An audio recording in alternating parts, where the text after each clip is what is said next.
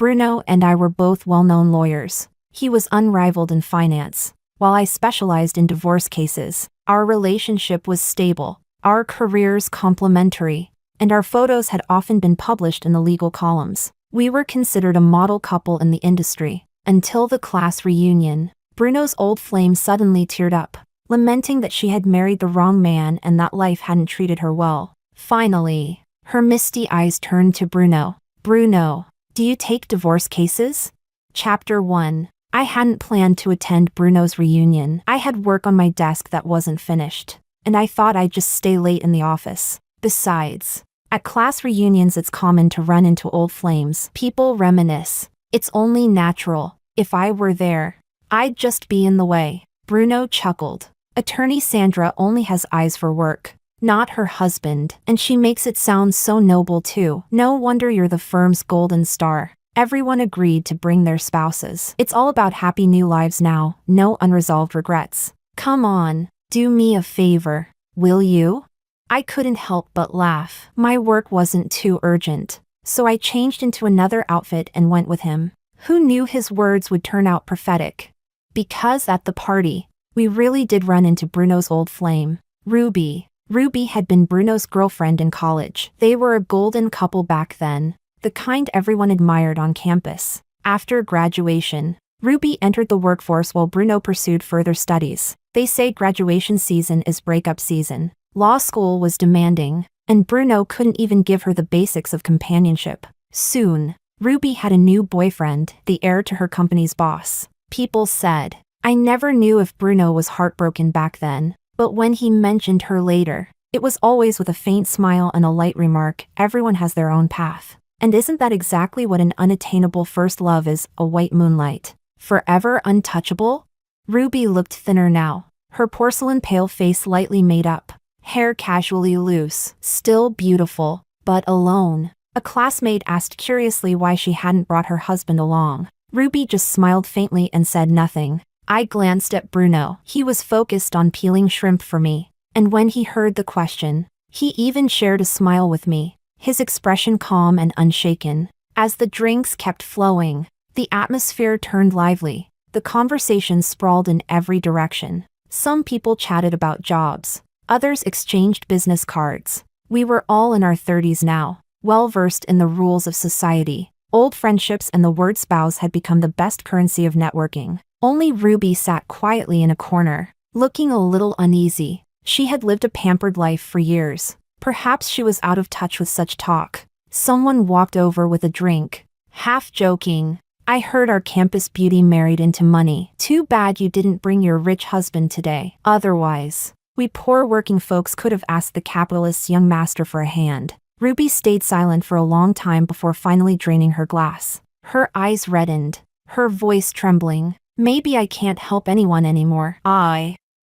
I'm planning to get a divorce. Chapter 2. That classmate had only been making a polite remark, but once Ruby spoke, he looked awkward. Sorry, I didn't know you were. The private room gradually fell silent. Ruby's tears suddenly streamed down. Her expression was bitter. It's my own fault for misjudging people. Marrying the wrong man. I can't blame anyone else. A female classmate handed her tissues. Ruby, sobbing, began to tell her story. It was nothing new, her husband's infidelity, all the family assets controlled by his parents, and a mistress who flaunted herself so arrogantly that Ruby miscarried out of sheer rage. A beauty weeping, it had its own kind of allure. Their old classmates listened, righteously indignant. What kind of trash man is this? Why hasn't she divorced him already?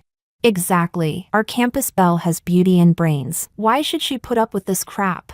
Get divorced today, and tomorrow find yourself a younger toy boy. Life's only 30,000 days, better to live each day with style. Someone immediately brought up Bruno and me. Don't Bruno and his wife run a law firm? With our gold medal lawyer here, what's there to fear? Not only should she divorce him, she ought to strip that capitalist of a few layers of skin while she's at it.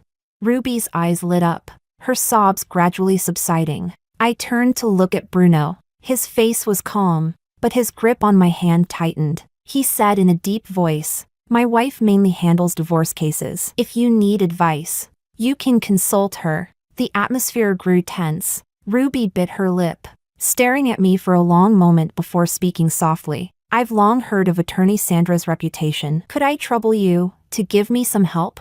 I sighed inwardly. Her situation was clear, and sadly, very typical. The sons of wealthy families might be love-struck fools, but their parents, the first generation, always stayed sharp. Nowadays, many powerful families operate like this. They may let a woman marry in and live in luxury, but they can also just as easily kick her out whenever they please. Every procedure is legal, airtight, leaving not the slightest loophole. I chose my words carefully, analyzing as objectively as I could. Legally speaking, the marital property that can be divided is almost zero, even if he's the one at fault. Ruby's mouth fell open in shock. I pointed to the rare Hermes bag sitting by her seat. Perhaps you could try to secure more valuable gifts. Jewelry, designer clothes, these luxury items usually don't get counted in asset division. They're presumed to belong to the wife. Ruby's expression suddenly shifted. Her gaze bore into me, heavy and dark. So Attorney Sandra means that my youth, my devotion over the years, all I'll end up with is a few handbags? Her comprehension surprised me, but I still nodded. In elite circles, advanced legal planning is completely normal, a female classmate muttered scumbag, while another whispered regret on Ruby's behalf. Ruby ignored me, instead turning toward Bruno. Attorney Bruno, do you agree with this as well? Bruno froze, his grip on my hand tightening painfully. I had to struggle to pull free. With Bruno's professional experience, he understood her situation even more clearly than I did. Sure enough, he stayed silent. Seeing this, Ruby gave a string of cold laughs. Then she grabbed her bag and stood abruptly. I, Ruby, may not be as accomplished as Attorney Sandra, but I'm not so low as to trade years of love for a few handbags. Tell me, Attorney Sandra, if you're urging me to exchange love for handbags now, what's next? Would you advise me to have more children just to trade them for money? If that's the kind of strategy a so-called famous divorce lawyer gives, then I don't need it. Chapter 3. Because of Ruby's outburst, the gathering ended earlier than planned. The restaurant was a good distance from our home, nearly 20 minutes by car. Even on smooth night roads, Bruno sat silently in the passenger seat the whole way. From the corner of my eye, I glanced at him. His eyes were half closed, but his brows were deeply furrowed. It was the look he only wore when dealing with a thorny case. I understood. After all, what happened tonight would leave ripples in anyone's mind. When we got home, I went straight to the study to handle some work. Bruno didn't follow me in like he usually did. I didn't think much of it, until the sudden crash of breaking glass came from the living room. I rushed out, only to see Bruno standing in front of the wine cabinet. Red wine spilled across the floor like a crime scene. I frowned. That shaken. Really? His hand, picking up glass shards, froze. What? I said bluntly. Ruby. Again. Bruno said nothing. Annoyance flickered in me. I wasn't the only one put off today. Ruby's senseless words before leaving had irritated me too. So I reminded him coldly. Bruno, I told you I didn't want to go. You were the one who insisted. And it was you who pushed Ruby to come to me. He lifted his gaze, red veins visible in his eyes. Yes, but did you really have to be so harsh? For a moment, I hesitated. Was he talking about what I'd said to Ruby, or the way I was speaking to him now? Bruno rubbed his temples, exhausted. Sandra, you're sharp and always see things clearly. You knew it was a dead end from the start. But did you ever think of Ruby as the one living it? Her failed marriage is already painful enough. Why did you have to rub salt in her wounds? He looked at me seriously. Sandra, where's your empathy? I almost laughed out of anger. Luckily, years in the profession gave me reflexes. My mouth responded before my brain. Bruno, get this straight. I'm not the one who made Ruby's marriage miserable. If you want to preach meaningless empathy, maybe teach Ruby instead what it means to make use of resources. If she'd known how to leverage what she had, she wouldn't be in this mess. And besides, when it comes to asset protection and legal planning for high-end clients, you, of all people, should understand best. What's wrong, Bruno? Did it never cross your mind that one day those very strategies might end up being used against your so-called white moonlight? His face darkened. He clearly hadn't expected me to phrase it so sharply. He opened his mouth, instinctively trying to explain, "That's not what I meant." I smirked, unable to resist mocking him. "Then what did you mean? Surely you don't believe that these days someone can walk off with half a family's fortune just because of a marriage certificate? Or that in court, you can argue that feelings and youth have a market value?" "Bruno, what exactly are you angry about?" He stayed silent for a long time, then finally let out a deep sigh. I watched as he carefully wrapped the shards of glass in craft paper, then slowly cleaned up the spilled wine until the floor was spotless again. Only after everything was in order did he pull me into his arms. "I'm sorry, Sandra. You're right, it's all fact. I just lost my head. I only felt a little pity. But in the end, it's her choice alone. It has nothing to do with anyone else." Chapter 4. I didn't let the issue with Bruno turn into a full-blown fight. First, he had already apologized with genuine sincerity. Flowers, gifts, money, he pulled out all the stops. Even his transfers came with a note, voluntary gift. Second, I never viewed my partner through the lens of perfection. Ruby was part of his past long before I appeared. No matter how they eventually broke up, the good moments of once being in love wouldn't change or vanish. People change, circumstances change, but memories, over time, become priceless treasures. I allowed Bruno to keep those treasures. After all, people are emotional creatures. If it's hard to part with an old object after years of use, how much harder with someone you once shared love with? If I were Bruno today, I might not be able to stay cold-hearted either. Besides, Ruby truly was a figure one could pity, not to mention her degree from a prestigious university and the promising future she once had. As a fellow woman, I sympathized with her pain and despair after being betrayed by the man in her bed, and I admired her decisiveness in choosing divorce when her marriage had rotted beyond repair. In truth, that was partly my own voice speaking. When I first entered the legal field, I had no power to choose my cases. Whatever landed on my desk, I worked on. Later, as my career rose and my say carried weight, I steered myself onto the path of divorce law. Still, before relationships collapse entirely, I believe every bond deserves to be treated with seriousness. That's how it was with Bruno. He was handsome, kind, capable, and an excellent cook. In his early 30s, yet with years of dedicated fitness behind him. His abs were sculpted, his shoulders broad, his waist lean, his whole body radiated warmth and vigor. By worldly standards, he was exactly my type. So this marriage, for now, was worth holding on to. Life went on quietly, day after day. Bruno and I kept working as usual, and if we got off early, we'd watch a movie together or he'd cook a feast at home. Ruby seemed like a short side quest in a video game, ignored, and quickly forgotten. The next time I heard about her was half a month later. It was during a casual gathering with friends, one of whom happened to be Bruno's classmate. Out of nowhere, the classmate brought her up. She and her husband have been fighting like crazy lately. Her once serene social media is now all doom and gloom, like she's barely hanging on. "Oh right, Bruno," she posted in the group chat asking why you and Sandra act so aloof as a couple. And wasn't it her who lost her temper at Sandra out of nowhere that night? I froze, lifting my eyes toward Bruno. He was blanching vegetables at the hot pot, thought for a moment, then handed me his phone. She tried to add me several times. I didn't accept. I glanced at the screen. Ruby had sent 5 requests. The first was the system's default. The second, "It's me, Ruby." The third, "I need to ask you something." Clearly, Bruno had ignored the first 3. So the fourth read, "Do all lawyers have to be so arrogant?"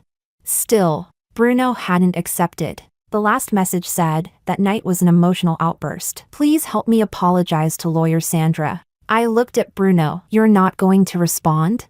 He narrowed his eyes. "No need." After a moment's thought, I typed a reply under Ruby's last request. "No need, Sandra." I thought that would close the matter. But only a few days later, our law firm welcomed an uninvited guest. Ruby. Chapter 5. A guest at the door is still a guest. There's no reason not to receive them. When I finished my meeting and returned to my office, she was standing in front of the wall of medals. That wall displayed the firm's history, introductions of our practicing attorneys, and several honorary certificates. Ruby stood with her head tilted back, scanning everything one by one. Her gaze finally stopped, fixed on one spot. It was the partners section. Bruno's photo hung in the most prominent place, with a string of awards listed under his name. I stood behind her for several minutes before she finally came back to herself. I cut straight to the point. "Miss Ruby, what brings you here today?" She curved her eyes at me in a half-smile. "Lawyer Sandra is so clever. Can't you guess my purpose?" I raised a brow. "This is a law firm, naturally. If you're here, Miss Ruby, it must be because you want to file a case. Surely you didn't just come here for sightseeing?" The smile in her eyes gradually froze. "Yes, but let me ask, are all divorce cases in this firm handled solely by you?" I leaned back in my chair, calmly studying her. She was wearing a fuchsia slip dress today, compared with her light makeup that night. The color was bold, eye-catching. Every gesture carried a strong scent of perfume. I allowed a faint smile. Divorce isn't complicated. If the facts are clear and the assets straightforward, any lawyer here can handle it. You saw that wall yourself. She locked eyes with me. "And Lawyer Bruno?" I gestured toward the door. "Bruno's office is across the hall, but he's in a meeting. You'll have to wait a bit." "Thank you, Lawyer Sandra." Ruby tucked a loose strand of hair behind her ear. "But I already made an appointment at the front desk." At 4:30, Bruno returned to his office. Apparently, the front desk had notified him when he saw Ruby. His expression barely shifted. He came to me first. "Sandra, wait a bit. We'll leave at 5 sharp." I nodded. At 6, we had plans to see a movie. Ruby followed Bruno into his office. For client privacy, meetings usually ended with the door closed. I saw Bruno hesitate briefly, then leave the door only half shut. Muted voices drifted over. It was mostly Ruby talking, with Bruno occasionally asking something. I wasn't interested, so I reviewed my own work instead. At 5 o'clock, Ding Talk reminded me to clock out. I glanced across the hall. They were still inside. Colleagues began leaving one after another. A girl from the front desk sweetly asked if I needed dinner ordered for overtime. I smiled and shook my head. "No need. I'll head out soon." By 5:30, I noticed the door across the hall had been closed. Ruby's fuchsia silhouette showed through the glass, even more vivid under the bright lights. At 5:40, I packed my bag and left. Driving to the cinema, Bruno never came. But during the movie, my phone buzzed nonstop with messages and calls. Annoyed, I switched to airplane mode. Peace at last. When the film ended and I walked out with the crowd, I spotted Bruno at the exit. His gaze cut through the sea of people, landing heavily on me. He strode forward, his tone both anxious and flustered. "Sandra, I didn't mean to miss it. I lost track of time and couldn't reach you. I rushed here, but they said I was 20 minutes late and wouldn't let me in, so I had no choice but to wait." A faint perfume lingered on him, suppressing my nausea. I cut him off. "Let's just go home." Chapter 6. Bruno took Ruby's case. The moment he got home, he brought it up. "Ruby wants me to represent her in this lawsuit. She told me everything that's been happening these past years, and that's why I missed the movie. She's had a hard time, thought she could live a good life, but ended up trapped in that kind of family. But Sandra, if you don't want me to, I can refuse the case." As he spoke, he stepped closer to me. That sickening wave of nausea hit again, and I couldn't help blurting out, "The perfume on you is a bit too strong." His expression froze. He quickly explained, "Ruby's heel broke. I helped her for a moment. I'll shower right now." 2 days later, a girl from administration came in with a pile of contracts for stamping. I glanced casually and saw Ruby's contract on top. The line for representing attorney was blank. I asked, "Was this case already signed?" "Lawyer Bruno said he'll fill it in later," she explained, then added, "But the client already paid the attorney fee." I nodded. That afternoon, Bruno came specially to find me. He even brought his tablet with the case's background notes. His expression serious. "Sandra, she can't drag this out any longer. Someone needs to step in and cut the knot quickly." "Bruno, I didn't know you were not only a lawyer but also a wizard." He blinked. "What?" I chuckled. "Didn't the background check say it all?" The company property is all under the husband's parents' names. Even the husband only gets money periodically from a trust. Lucky for Ruby, she quit her job after marriage. Otherwise, she'd still have to split half her income. And for this case, she's paying a high legal fee just to hire you. If you don't know magic, how else would this make sense? Bruno's face turned pale. He looked at me. Sandra, I haven't signed yet. If you're really unhappy about it, I can pass it to another colleague. But trust me, I know what I'm doing. I promise, it's just work. I curved my lips into a faint smile. Listen to that. From I can refuse the case at the start, to now I can pass it on to someone else. The shift speaks for itself. And of course, it first has to be confirmed that I'm the one who's really unhappy. I waved it off gently. Just a joke. Don't take it seriously. She's already paid. So sign it. Either way, it's revenue for our firm. Ruby started coming to the firm more often. At first, she'd greet me politely or even say I was welcome to sit in on her meetings with Bruno if I felt uneasy. After I turned her down a few times, she stopped. Now she only gave me a small nod from across the hall before turning straight into Bruno's office. I'd look up. The glass door across the hall would be shut tightly. Faint bits of laughter drifted out, dragging out at the end, lingering, teasing. I rose and headed for the conference room. It was time for the monthly meeting. After reviewing this month's cases, a colleague asked, "Sis Sandra, where's brother Bruno? Why didn't he come to the meeting?" I wanted to ask him something about a case. "He's busy," I said. "Oh," the colleague then smiled. "Sis Sandra, that case you handled last time was brilliant. I read the judgment. The husband didn't gain a single advantage. It's probably the most satisfying divorce case in years, right?" That case was a classic. I can organize it later and share it in the group. Thanks so much, Sis Sandra. I was hoping to study it. Just then, Bruno pushed the door open. "What are you all studying?" "Sandra, why didn't you call me for the meeting?" Before I could answer, the colleague laughed. "Sis Sandra said you were busy." Bruno froze. Then the colleague smacked his forehead. "We were studying Sandra's brilliant case." "Oh right. Brother Bruno, didn't you just take on a new divorce case? You should study with us too, you might find it useful." Bruno hesitated, then looked at me. I curved my lips. Bruno's case is on a different level. I'm afraid ours doesn't apply. Chapter 7. Ruby's case really hit a deadlock. What I didn't expect was that Bruno would actually come to me for help. We had been together for many years, and often exchanged thoughts, discussing uncertainties and brainstorming together. But since he took on Ruby's case, we hadn't had a real conversation in a long while. He was puzzled. "I read that case you posted in the group. That couple was practically enemies. How did you manage it? How did you get the husband to give up most of the property?" I gave him a meaningful glance. "What? Ruby wants to copy that?" Bruno frowned instinctively. "Sandra, you don't need to be so sensitive. This is just work. If I were a doctor, should I let a patient die just because she happens to be my ex? Besides, I asked for your opinion beforehand." I couldn't help laughing softly. "Sorry, occupational hazard. Forgot this was your case." He stayed silent. I thought for a few seconds. Remember The Art of War, the attack by stratagem chapter? The best strategy is to outwit the enemy. Next is to disrupt alliances. Then to fight in battle. And the lowest is to attack the city. Divorce cases are unlike others, they are born of emotions. In essence, it's a game of feelings. Bruno's eyes sharpened. "So you mean she should attack through the heart?"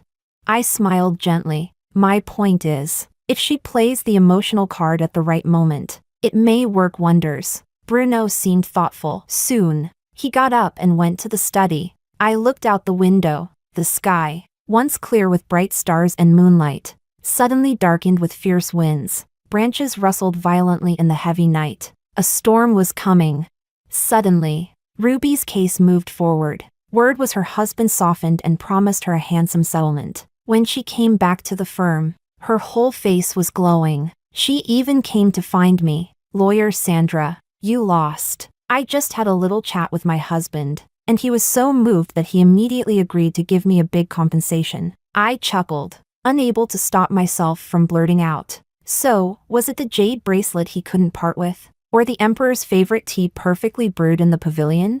She froze. Then her face darkened. No need for sarcasm. After all, people are simply different. Some, no matter what tricks they use, can only get a few bags and dresses. But others are born to be loved, even after separation. No one else can compare. She even cast me a pitying glance before turning toward Bruno's office. But things weren't that simple. Ruby's husband, Zach, suddenly showed up at the firm. Apparently, Ruby had played the emotional card so well that his eyes still shimmered with tears. I heard my wife hired you for divorce. I want to talk to her once more in front of the lawyer. To give her more security. A couple shares 100 days of grace after even 1 day of marriage. I'm not some heartless man. The receptionist led him into Bruno's office. But the moment he pushed open the door, he froze. Ruby was sprawled naturally on the sofa in a camisole dress, barefoot, her pale legs swaying back and forth. Her coat was tossed aside. Bruno was properly dressed at his desk with the computer. But what kind of professional relationship looked like that? Zach saw it instantly. His face turned cold. He sneered. No wonder. I was wondering why she suddenly wanted a divorce. She endured before. But now she just has to leave. Turns out she already found her next man and couldn't wait. Huh?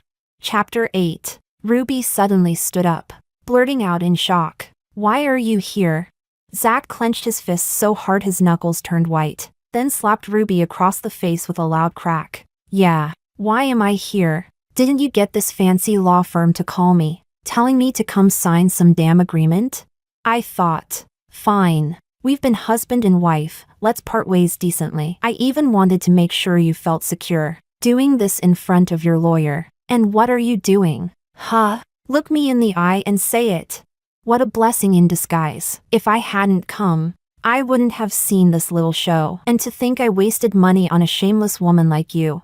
My office was right across the hall, so I arrived at the scene instantly. Colleagues poured in as soon as the news spread, crowding Bruno's office wall to wall. Bruno's face had turned as dark as thunder. He rose stiffly, voice cold. Watch your words. This is a law firm, not a place for you to pick fights. If you keep slandering, I'll sue you for defamation. Ruby straightened, suddenly emboldened, chin raised. She snapped. Zach, not everyone is like you, betraying vows and cheating during marriage. Your mind is filthy, so everything you see looks filthy. I was lying down to rest. Bruno is across the room working. What right do you have to spit poison?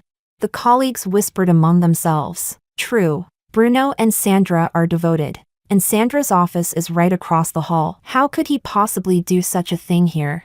Exactly. Who dare sneak around right under his wife's nose? And besides, if a lawyer hooks up with a client, the scandal alone would ruin him. No way. Zach turned suspiciously to me. You're his wife? I nodded. We've been married 3 years. He's always been a good husband, and your scene today is damaging our firm's reputation. I want you to publicly apologize to my husband and to this firm after you've checked the facts. Bruno glanced at me quickly, then just as quickly looked away. Zach asked, and how do I check the facts? A helpful colleague jumped in. This is a licensed law firm, full video surveillance. No blind spots. Bruno's expression changed drastically. His voice trembled. When did they install cameras? I smiled warmly at him. Not long ago. When the firm upgraded equipment. Didn't I mention it? He froze in place, his face draining pale, inch by inch. No one told me. Why suddenly install surveillance? I chuckled lightly. Industry reform. Everything has to be transparent and compliant now. So we installed them. Maybe I forgot to tell you, but it's fine. Now we can prove your innocence. A colleague rushed in with a USB drive. I copied all of Bruno's office footage. This new high-budget system really was impressive, not just high definition, but with smart facial recognition, able to filter videos by person. From Ruby's very first day at the firm, to today, lounging on the sofa with her legs crossed. The timeline was crystal clear. On screen, Ruby, in her bright rose-red slip dress, swayed into the office, her eyes already reddened. She softly wept about her unhappy marriage, tears falling like petals. Then she threw herself into Bruno's arms. He didn't push her away. He just let that vivid rose color wrap around him tightly. Oh yes, I remembered now. That lingering perfume I couldn't escape. Bruno had explained it was because Ruby's heel broke, and he'd simply steadied her. Chapter 9. Ruby finally snapped out of it and shrieked, lunging forward to shut the computer. Don't look! None of you are allowed to look. Zach's face was dark as thunder. He shoved her aside and growled through clenched teeth. Slut, weren't you bragging about being innocent? How come the first time you stepped in here you were already in his arms? Still claim you're not lovers? Do you take me for a fool? He rolled up his sleeves, revealing strong, defined muscles, then leapt forward and smashed a fist straight into Bruno's face. Bruno, caught off guard, was knocked down instantly. Zach straddled him, raining down punches like a storm. Each blow landed hard, leaving Bruno no chance to fight back. His eyes bulged with fury as he roared. You shameless pair! If you're this brazen in the office, outside you must have already been rolling in bed together. You've turned me into the ultimate clown, wearing a lush green hat for the world to see. Note, green hat equals cultural slang for being cuckolded. Here adapted as ultimate clown. Made a fool of. What a respectable lawyer. You had the nerve to sue me for defamation? And you dare talk about decency? If I don't beat you both half to death today, I'll never be able to show my face again. Colleagues glanced at each other, but not one dared step in. The surveillance footage kept rolling. Ruby drank from Bruno's mug, used his computer to watch dramas, put on his suit jacket when the AC was too cold. No blatant physical intimacy, just sneaky hand-holding or one-sided hugs. The most daring shot showed Ruby suddenly tiptoeing to kiss him, but that half-resistance, half-acceptance only fueled the imagination. I overheard colleagues whispering, unbelievable. Bruno always looked so composed, but in private he's this reckless? Does it thrill him more because his wife's right across the hall? No wonder he suddenly took on that divorce case. I thought Sandra should have handled it, now I see why. Guess he couldn't hold back anymore. And look at her, clients don't normally hang around this much. Ruby collapsed on the floor, sobbing hysterically. Makeup smeared into a grotesque mess. Mascara and blush streaked together, dripping with her tears. Her delicate porcelain face looked like a ruined ink painting. I stared in disbelief, biting my lip until I nearly collapsed. Then I covered my face and fled back to my own office. My colleagues sighed helplessly. Poor Sandra, she's always been kind and outstanding. And yet she had to go through this. When everyone finally intervened, Bruno's face was already swollen, bruised blue and purple, blood streaking from the corner of his lips. He staggered to his feet, forcing out, "Lay a hand on me again and I'll sue you." "Sue away. I can afford the hospital bills," Zach sneered. "Oh, and my family keeps a full legal team. They'll be in touch." On his way out, he yanked the USB drive. Bruno lay bedridden at home for a week, groaning in pain. He still tried to explain. "Sandra, I didn't cheat. You've got to believe me. Yes, I got a bit too close to Ruby, but I never truly betrayed you. I was just soft-hearted." She kept crying to me about how miserable her life was. I just felt sorry for her. I know it was wrong. Honestly, I'd already planned it. Once I helped Ruby finalize her divorce, I'd cut ties completely. I just never thought it'd blow up like this. I regret it so much. I'm sorry. Sandra, will you leave me?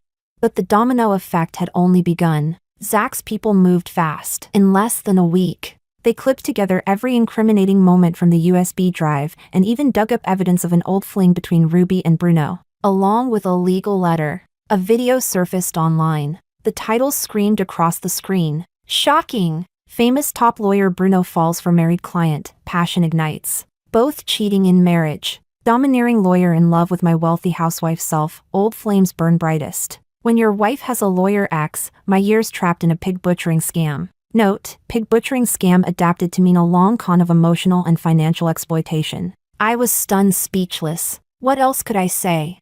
The wealthy never disappoint. Not only did they have a lightning-fast legal team, but their PR machine was ruthless as well. Chapter 10, Bruno's Perspective. When I received the notice for the law firm's emergency shareholders meeting, I knew I was finished. With the strange looks of my colleagues burning into me, I forced myself into the conference room. To my shock, Every shareholder and executive was present. Normally they would dodge these meetings, but this time they were all here. I saw Sandra sitting quietly on one side. Of course, she, like me, was also a partner. Gone was their usual courtesy. They pushed a folder across the table. I glanced at it. It was the partnership agreement I had once signed, along with a breach of contract declaration. The shareholders' representative spoke coldly. Bruno, you've seen the viral video online, haven't you? Your improper behavior with a client, especially a married client, has seriously violated legal ethics and the discipline of our profession. Worse still, you've caused irreparable damage to our firm's reputation. From today, you are expelled, and in accordance with the contract you signed, we will sue you for damages. Instinctively, I looked over at Sandra. She sat there calm and detached, as if the man being sentenced wasn't her husband, but some random stranger. I searched her eyes for anything: pain, sadness, anger, even pity. But there was nothing. How could this be? Sandra, how could she look at me with such cold eyes? Regret surged inside me, suffocating. When had everything gone wrong? The day Ruby appeared at that party, I honestly felt nothing. Deep down, even a touch of disdain. Sandra was so beautiful, intelligent, and accomplished in every way. She outshone Ruby. I wasn't blind. I knew the difference between a pearl and a pebble. But when Ruby exposed her scars in front of everyone, something inside me trembled. I didn't even understand what I was feeling. Sandra did. She was sharp enough to catch it immediately. She asked me, Bruno, what are you so upset about? I forced myself to calm down. I tried to pull myself back onto the right track. Ruby sent me friend requests a few times. I ignored them. I kept warning myself, a wise man avoids danger. But Ruby kept showing up. She threw herself into my arms crying, and from that moment, I lost control. That night, I missed the movie with Sandra, and I told her my first lie. The words slipped out, and I hated myself for it. I had become the very kind of man I despised, faithless and weak. Ruby kept pressing closer, clinging, dressing like she used to, bringing up our old relationship. But 10 years had passed. 30-something Ruby, no matter how well she maintained herself, was no longer the girl she had once been. Her coquettish dresses now looked awkward and forced. Nothing like Sandra's elegance and grace. We both knew we were married. There was a line that must never be crossed. But one night, when I walked her to the parking garage, she kissed me in the dark stairwell.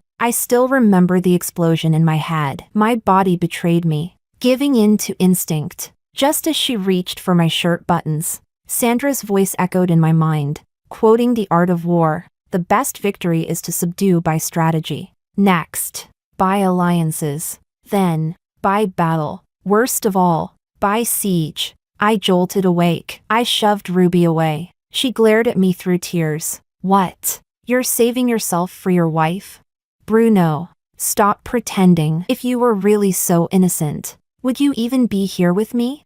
I fled. Sandra once said Ruby was my white moonlight, but there was no such thing. The so-called white moonlight is just the glow of a past we can never return to. It is not about the person, it is about the memory. I told myself, end it now, before it truly goes too far. Finish Ruby's case. Cut ties. Go back to Sandra. But Sandra didn't give me that chance. After the shareholders announced my punishment, everyone left. Sandra was the last. She stopped by my side and handed me a paper. I lowered my eyes. It was the divorce agreement. Sandra had already signed her name. I gave a bitter laugh and asked the question that had been rotting in my chest. Chapter 11, Sandra's Perspective. Bruno asked me when I had installed the cameras. I tilted my head, thinking for a moment. Probably after you rejected Ruby's friend request the 5th time? The corners of his eyes turned red, yet a mocking smile slowly curved his lips. Sandra. Oh Sandra, so you never really trusted me from the beginning. I looked into his eyes and smiled. Then tell me, Bruno, why didn't you dare accept Ruby's friend request? Yes, didn't dare. In psychology, avoidance always comes down to fear. Bruno feared because, deep down, he knew the truth. Only by keeping Ruby far away could he preserve his so-called loyalty to our marriage. But I couldn't accept that kind of conditional loyalty, nor could I be sure that, in the long years ahead, Ruby, or someone else, would never appear again, so I replied to Ruby's message. I chose to drag the battlefield into the open, even if it meant everything would fall apart. Tears shimmered in Bruno's eyes. Slowly, he lowered his head, burying his face in his arms, his shoulders trembling violently. I heard him choke out, "Sandra, this is entrapment. You can't do this. I could have held on to our marriage. I swear I could have. Sandra, you're so cruel." Suddenly, he stood up and pulled me into his arms, trembling as he begged, "Sandra, let's not divorce, please? I'll listen to you from now on. I'll never make mistakes again. Please, give me one more chance. And I really didn't betray you. I never slept with her. I stayed faithful. Didn't we talk about having a child? A son, a daughter? It doesn't matter. We could live as a family of 3. I couldn't hold back anymore." My hand whipped across his face. "What? Do you think I'm cheap? Do you really believe something has to rot and stink before you throw it away? Sign the agreement or don't. It doesn't matter. Filing the lawsuit will be effortless either way."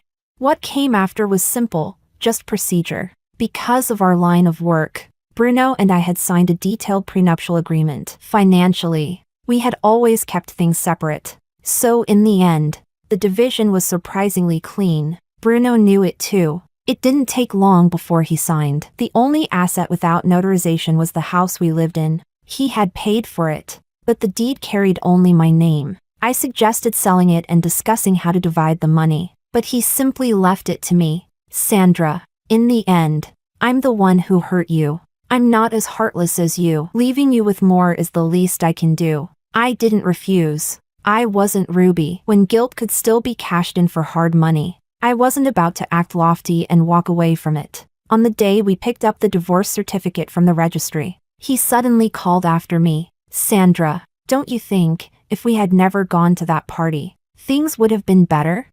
We would still be fine, 3 meals a day, living life steadily, maybe even having a child. No messy outsiders. Wouldn't that have been good?" I started the car. There are no ifs. Chapter 12, Sandra's Perspective. Later, my colleagues gossiped with me about what happened afterward. Bruno, of course, was fired from the law firm, and because the short video went viral, the scandal spread everywhere, his reputation completely ruined. No law firm was willing to take him in anymore. It was understandable. In every industry, reputation matters. With a record like his, no matter how capable he might be, people worried he could end up stabbing them in the back someday. I had seen the penalty clause myself. With Bruno's years of income, it wasn't exactly astronomical. With his savings and maybe 3 to 5 more years of steady work, he could have paid it off. But after the scandal, his income collapsed. Who knew how long it would take him to pay back the remaining penalty now? One colleague sighed. "Bruno really had talent. What a pity. Do you know how many years of study it takes just to get into this field? Then years more to build a client base. To build cases? Now it's all gone. No money, no job, no future. Decades of effort ruined. Oh, and that woman? Even worse." I tilted my head, listening. My colleague scoffed. She was about to get a huge divorce payout and live it up as a rich single lady. But the wealthy family had their pride. They kicked her straight to the curb. She walked away with nothing. Forget about her rotating collection of luxury handbags. Rumor has it she didn't even get to take a single decent dress. TSK. But honestly, I think the rich were merciful. As angry as they were, with their means, the fact they didn't saddle her with debts was already them being lenient. I thought for a moment. So now they're both single. I suppose that clears the way for them to be together. My colleague burst out laughing even harder. "Oh, Sandra, you don't know the best part. The day Bruno left, that woman came looking for him, bawling her eyes out, begging him to take responsibility. I swear, I'd never seen attorney Bruno look so terrifying. He used to be the perfect gentleman, but that day he looked like a demon from hell. He slapped her right across the face and cursed her for being cheap, said she was already a wreck, and still trying to drag others down with her. The woman was stunned, hair all messy like a madwoman. A real dogfight. It was ugly. I even have a video I secretly recorded that day. Sandra, want to see it? I couldn't help but tease her. You seem more invested in them than I ever was. She waved her hand. Come on, life's hard enough. If there's free drama, why not watch? For a moment, I had to admit, she made sense. So I chuckled. Well then, what if tonight there's free dinner? Do you want in? She cheered and immediately ran out into the office area, shouting loudly, Sandra's treating us to dinner tonight. Hurry before it's too late.